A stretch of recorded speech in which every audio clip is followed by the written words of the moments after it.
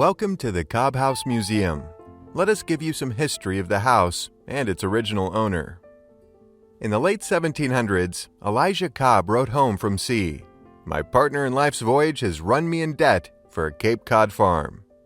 His wife Mary bought the farm from Thankful Freeman, widow, whose family had owned property on Lower Road for many years. The house was built in 1799 by Philip Burrill, and Cobb and his family moved in on New Year's Day, 1800. In Cobb's time, his farm stretched all the way to the bay and included land to the east and west, totaling over 50 acres, a far stretch from the house, barn, outbuildings, and 12 acres listed in an 1897 inventory. Elijah Cobb was born in what is now Brewster in 1768. At the age of 15, he went to Boston to seek work at sea in order to help support his widowed mother and family. And within a mere decade, he was given command of his first ship, Jane, with many more to follow. He is arguably Brewster's most famous sea captain, traveling around the world and landing in France in time to run afoul of its revolution. His ship's cargo of rice and flour was confiscated to feed the starving populace. Cobb engineered a private meeting with Robespierre, famous for his role in the beheading of King Louis XVI, and later witnessed his execution. He engaged in his own version of rum running off the coast of Ireland, traded fish, tobacco, flour, and rice for goods in Europe and for gold and ivory in Africa. During the War of 1812, Cobb was captured at sea and imprisoned in Canada. He wrote his wife of his capture, but negotiated his release so promptly that when he rode up to his home in the middle of the night, she assumed he was a stranger and refused to let him in. Cobb retired from the sea to his farm in 1820, serving in many civic posts in town until his death, leaving behind a home that is considered the finest example of late Georgian architecture on Cape Cod, and a memoir from which much of what we know of his exploits has come. We begin our tour in the keeping room, the heart of the house, the place from which all the household operations were conducted. This room is furnished with the kinds of household tools one would find here in the day. The fireplace, masonry, and molding are original, and if you step to the right of the fireplace, you'll see the original Beehive oven. Coals were piled on the bricks to heat them, and an experienced cook could tell by touching them when they were hot enough for baking. A well-designed oven could last for 5 bakings without needing to reheat, putting the items requiring the hottest heat in first, like bread, followed by puddings, pastries, cakes, and custards. A pot of beans could bake overnight in the residual heat. The large fireplace was used for roasting meat on a spit or simmering stew in a pot that either hung from a crane or sat on legs over the coals. Sometime in the early to mid-1800s, a large L was added off the opposite side of this room, and parts of that foundation remain visible today. A 6-hole outhouse extended off the back. In 1945, the house was sold to noticed artist Howard Gibbs, whose work is displayed in the Boston Museum of Fine Arts. In the early 1990s, the Gibbs family sold the property to Francis Chapin, but the L was in poor condition and was removed at that time. It has been reported that edible beans from the 1800s were found in its Cape Cod cellar. A rear porch was added, along with modern French doors and windows. In recent times, the house again fell into disrepair with the illness and subsequent death of Miss Chapin, and in 2015, the Brewster Historical Society purchased it with the intention of preserving it and adapting it for use as its museum and offices.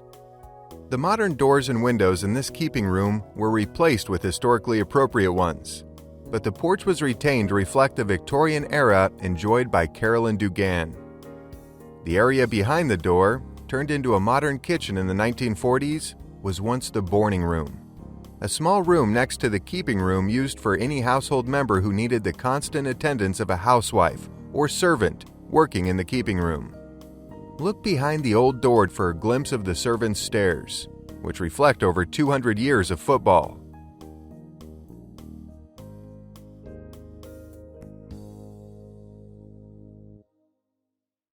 You're standing in the best parlor, where guests were entertained. We know it's the best parlor because of the costly extras, dental molding above, and reed molding below. Please make note of other state-of-the-art features found at the time. The interior shutters,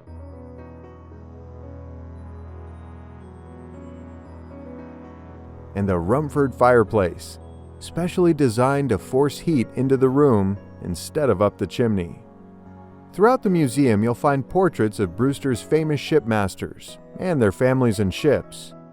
In this room, you'll additionally find the portrait of Elijah Cobb's son and daughter-in-law, who once lived in the home. This room has been furnished with tools and furniture associated with the maritime trade.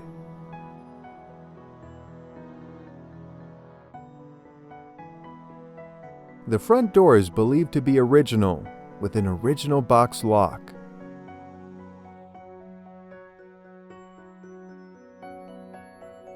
The stenciling would have been added in the Victorian era. The door nicely demonstrates why this house, and many others, was built facing south. On a sunny day, the heat can be felt through the wood. Cross the hall and enter the East Room. You're now in the family parlor, a less formal room.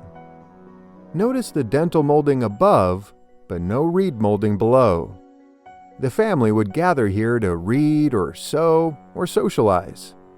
They would have furnished this room with treasures that they enjoyed viewing, such as items brought back from their China trade, shell domes, and favorite pieces of furniture. This room includes a Franklin fireplace, added to the Rumford fireplace to throw extra heat into the room. When you finish viewing the exhibits in this room, exit as you entered and climb the stairs to the second floor.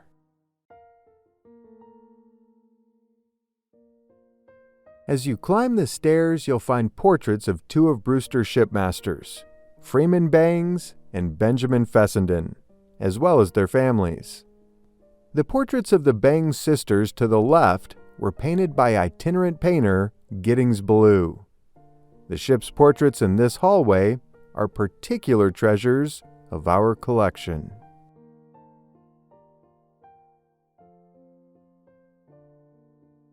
At the top of the stairs, turn right and take note of the portrait of Helen Keller and Anne Sullivan on display. The orphaned Anne Sullivan first met Brewster resident Sophie Hopkins at the Perkins School for the Blind, where Hopkins served as matron. Mrs. Hopkins brought young Anne with her when she returned to Cape Cod during the summer recess. An abiding friendship formed, and Sullivan revisited Brewster each year. In the spring of 1888, Helen Keller arrived at Perkins, and that summer Sullivan and Hopkins brought the child with them to Cape Cod. This portrait, the first known of Keller and her teacher, was taken here in Brewster by photographer Cornelius Chenery and donated to the society by his descendants. As you enter the master chamber, note the remnants of faux graining on the door. This was done with feathers to create the appearance of a finer wood. Thomas Jefferson used this same technique at Monticello. We know this room is the master chamber because of the costly dental molding, absent from the other rooms on this floor. This room has been furnished with a variety of domestic items from the Society's collections. Most of the articles in this room were gifted to us from descendants of Brewster's shipmaster families.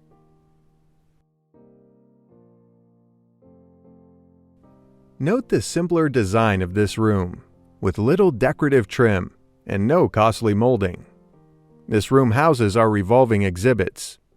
We also offer a slideshow of over 400 treasured photographs taken by Captain Cobb's great-granddaughter, Carolyn Dugan, and her teacher, Cornelius Chenery. Caro, as she was known, lived here with her mother. Caro's father died when she was still a young child, and her mother began to take in summer boarders to augment her income. Cornelius Chenery was one of those boarders. Evidence indicates a close student-teacher relationship existed between Dugan and Chenery. Oral family history suggests a romantic relationship as well. In addition to her stunning collection of photographs, Caro left behind a colorful diary that recounts her daily life in this home. With her death in 1941, the Cobb House was deeded out of the family for the first time. Two similar bedrooms and a small servant's room occupy the rear of the second floor. The rear west room has remained essentially unchanged and has been adapted as an archival/research space, The servants' room and the East Room were altered in the 1940s and now serve as the Society's offices. As you leave the museum, turn left and follow the porch around for a view of a circa 1800 diamond eye anchor. Likely made in Gloucester, Massachusetts of rust-resistant bog iron between 1750 and 1850, it was found in a field in Bath, North Carolina. An anchor this size probably came off a 1,000-ton ship from the mid-1800s, very similar to the clipper ships captained by the Brewster shipmasters portrayed in this museum. As you exit the property, note the circa 1875 gardens to the left and right of the walk, recreated with heirloom seed, following notes left behind in Caro Dugan's diary. She writes in one entry, obviously familiar with English poet William Blake, "Tiger lilies are burning bright under the smoke tree," an image that demanded a special place for lilies and a smoke tree in our reimagined garden.